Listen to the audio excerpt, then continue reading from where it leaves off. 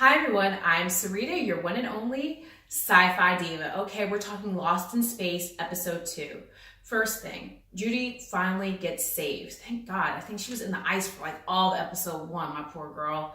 So she finally gets out the ice thanks to our good friend the robot. And now she has to reconcile. Am I going to be a polite human being or am I going to be a jerk and not acknowledge what this robot did for me? And Judy, I think you did the right thing. You'll have to watch and see what you did. The next thing, Will and compartmentalizing. Good for you, Will, for learning to be able to forgive, but not forget, and to put things in a certain compartment because people are not perfect and apparently neither are robots. So you have to be able to forgive, compartmentalize, and move on. And then bring it up when you need to. Just like in a marriage. Ha ha ha ha. Love you, boo.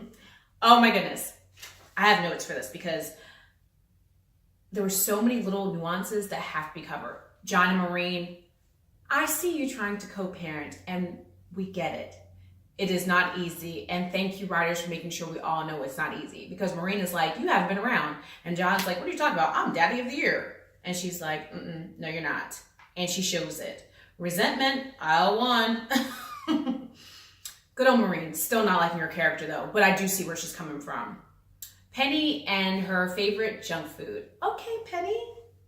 Everybody's got a favorite snack, and apparently this snack gives her courage. It's like alcohol. You know, alcohol, people get all courageous or all loose and do things they would have never done before. Well, hers is a certain junk food snack. Okay. Very well done, marketing department of that brand. Smart advertisement placement. Smart. And we can't forget scheming old Dr. Smith. This woman has no moral center. Does she know any bounds? Clearly not. I don't know what's going on. I need backstory. Hear me? I need backstory. I need to know who she is and why she is so jacked up. And because I cannot believe in my core that anybody's just made that way. So I hope the writers and the producers of the show do a good job weaving together a storyline. Because right now I'm like, why is this woman so crazy and so ruthless? I mean, I'm trying to survive too, but not the way she's doing it. And I don't think a lot of people would do that and have a clear conscience. All right, let's move on to episode 3. First thing, I finally noticed, and I hope you did too, I finally noticed the intro music. And it kind of reminded me very much of Star Trek The Next Generation, but not as good.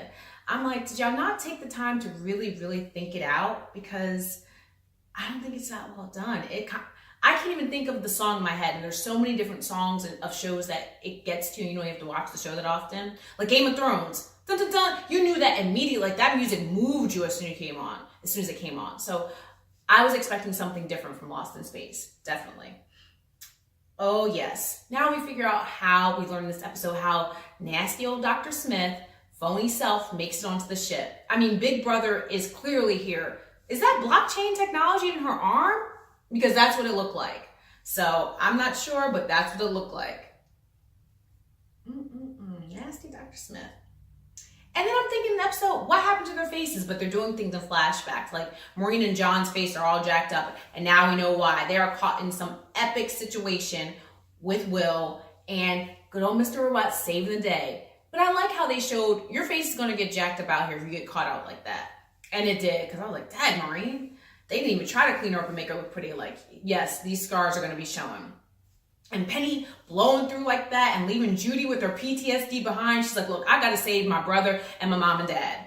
You're out here having an emotional breakdown. Which John did try to tell Judy that, hey, what you just went through is terrifying and you're probably traumatized. And she's like, oh, no, I'm good. And then all of a sudden she's going to break down the corner. But it seems like she's slowly but surely trying to get it together. Okay, I cannot stand nasty creatures. So in this episode, we see a nasty creature, and this nasty creature is stopping the Robinsons from being able to escape this ice. And I was literally like, oh, I don't like reptiles. I'm sorry, I don't like reptiles. I don't. And it just didn't make it any better. So I just was grossed out basically the last 30 minutes of the episode with all these nasty reptiles.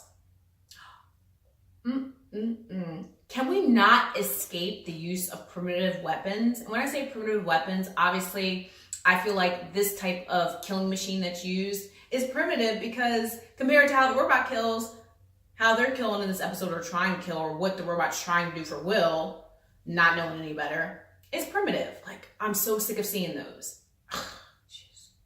Anyway, those are my recaps from episode 3, Lost in Space. Spoiler free. So even if you watch it or haven't watched it, you can gain something from it either way. My thoughts, my reviews, and little nuances that you might not have picked up on. All right, episode 4. Let's move in.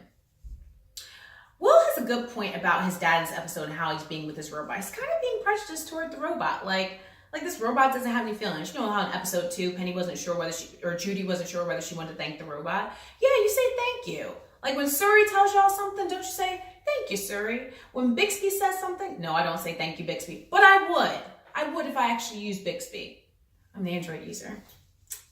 Thank you, baby. I am. For now, I have no loyalty when it comes to phones.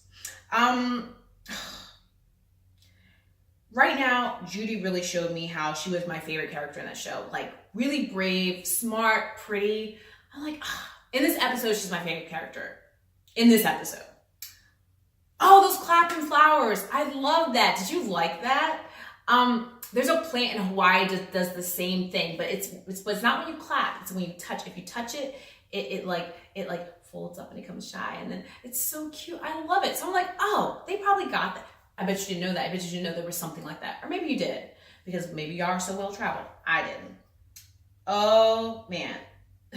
So the kind of graffiti the Robinsons are doing, I'm okay with that kind of graffiti, because it's like, you know, here's the first step for mankind type situation. Like when you're planting the flag on the moon, like they were doing their own planting of sorts. And I was okay with it. I thought that was cute, and I really like that sibling bonding moment. I love those siblings together. I really do. It's how a sibling relationship should be. I like them together. All right. I think everyone hates Dr. Smith, and I'm still hating her even in this episode. She didn't do anything, according to my notes, particularly vile, but I still hate her. And I'm still asking for more backstory. For my notes, I'm still saying, I need more backstory. Like, why is this woman this evil?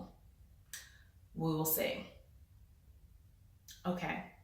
Episode 5. Let's jump in. The first note I have, you learn about Will and his mom and why they have such a close relationship. And I'm just like, oh my gosh, of course, that makes so much sense. And of course that makes sense that she would cheat to get him on the ship. Okay, you cheat and you get him on the ship. And now he's, acting all crazy all the time. Because he's not even supposed to be here. He didn't make it. But Will was showing that his brains, like he saved Judy. Like that whole, what was that stuff called again? And he got out the ice. Anyway, whatever he got out the ice and he made his dad him and his dad hiked all the way to get that stuff where he met the robot. That was Will's idea. So Will's having a lot of good ideas. So even though he didn't technically pass the test, he's still passing the test in my mind because he's saving their butts time and time again. Whether it's him or his robot, that's still saving their butts. Okay. After they drop the robot off and leave the robot there, the parents not even recognize. You think the robot just went and walked off. That is the dumbest excuse. Like, Maureen is a rocket scientist and John is freaking military man. Like, you're just gonna believe that this robot just walked off? And you know when kids get back, kids are never doing what they're supposed to do. So Will's just sitting there reading and Penny's coming from taking a shower and Judy's working out. Everybody's doing too much of the right thing. That should have tipped you off right there. I don't know why. Bad writing in that part. Really bad writing in that part. Who was laughing when Dr. Smith started to do that fake tear in the episode? Her and that eye. That's like her. I think she always tears out just this one eye. So something might have happened to the eye, but she always used that one eye as a tear. This woman. All right. The robot is gone for half of the episode, and I was already having robot withdrawal like 30 minutes in. As soon as they left that robot there, I was just like, oh my gosh, I missed the robot. So really, I didn't have, because that's what gives us all the feels. Will and that robot and the robot's love for him, like that gives us all the feels. Why'd you have to take the robot away? Not smart. And now you got Dr. Smith's even old scheming behind, trying to be the robot's friend, trying to figure it out with her nasty self. I can't stand that broad. Okay, that's what I got so far from my notes from episode 5. Let's move into episode 6. Bad news right off the top.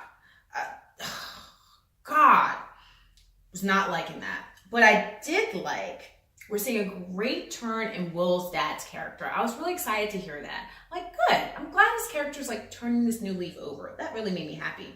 Maureen is still no better. Bye, Maureen. This is not a spoiler, but here goes Penny trying to boo it up with VJ or whatever this guy's name is. And she's like, oh, let's go swimming. Y'all have coats on a planet. And like you said, we don't even know what's out there in that thing that we're calling water here. You're just going to jump in there. You're doing too much, honey. I mean, we all want our people that we're interested in to see us at our best. But it's cold. It's clearly cold. You're about to just jump in some water. No bueno, baby. No bueno. Dr. Smith in those boxes. I like that. Where she was trying to talk to Maureen, because Maureen's having a breakdown about, oh my goodness, I just found out this really bad news and I don't know if I should tell people. And Dr. Smith's like, look, we all have these boxes out here. When someone does something jacked up, we have to do something jacked up to protect ourselves, we put it in our box. How many of y'all have boxes out there? Because Dr. Smith got a box for every day. This broad got a box for every occasion. And Maureen's like, I don't know what to do, which I don't really believe. Like, her coming to Dr. Smith in this capacity to be like, I don't know what to do about my feelings. Like, this was a single mom with 3 kids. Like, I just really couldn't believe that. I just really couldn't believe that. The hair right there. Okay. Don was the smuggler and that chicken. I think, what did he say his chicken's name was? Debbie. I love that. I don't know why, but I love him in saving that chicken. I love it. I'm like, yay. Now I do eat chicken. Don't hate me, but I do eat chicken. And so, but I liked that he was saving the chicken because I don't know if I could like cut up the chicken and eat it there. I'd probably be vegetarian if I had to like kill it myself. But I do like him in his relationship with his chicken. Okay. So let's just say the scientist that Maureen was confiding into that kind of just figured it out on his own, he reminded me very much of Yoda, like dropping the knowledge on her. Like, you can't just go around telling people stuff because sometimes people don't know what to do with the information. And we all know that from our very own government. Sometimes public knowledge leads to mass hysteria. I'm just saying. So sometimes some things are best left unsaid. In this episode, now I see where Penny gets her messiness from, because Penny was acting all types of messy, especially when she was going in telling her little boo what she shouldn't be telling him. Like, you don't just tell somebody something to try and bring closeness. That's gotta come naturally. This is not an episode of Survivor, girl. This is not an episode of Survivor. I love Survivor, CBS. Shout out to y'all. But this is not an episode of Survivor. Keep your mouth shut. Keep your mouth shut, especially no one told you. Tell your siblings, but don't just tell some random dude that you just met 2 days ago. Get out of here.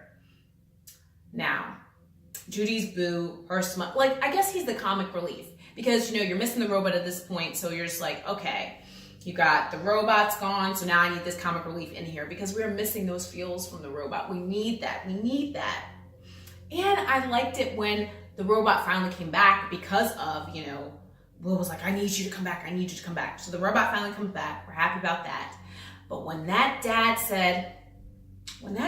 took Will up to his, let me make him a man moment on that mountain, I know you guys were shit. I know you were crying. Oh my gosh, when he was putting those stones on the mountain, who was not crying? The robot's just sitting there watching him lift stone, and Will was struggling. But he got it.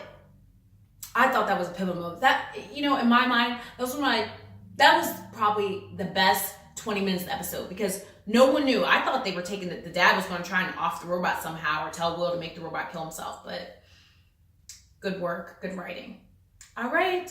What did you think of my review of episodes 2 through 6? Let me know in the comments. Don't forget, if you like what you're hearing, subscribe, share, comment. I need to know who my people are.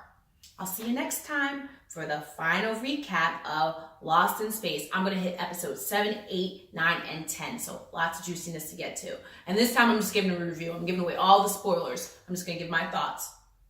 Raw and uncensored. As always, I'm Sarita, your one and only Sci-Fi Diva. Bye.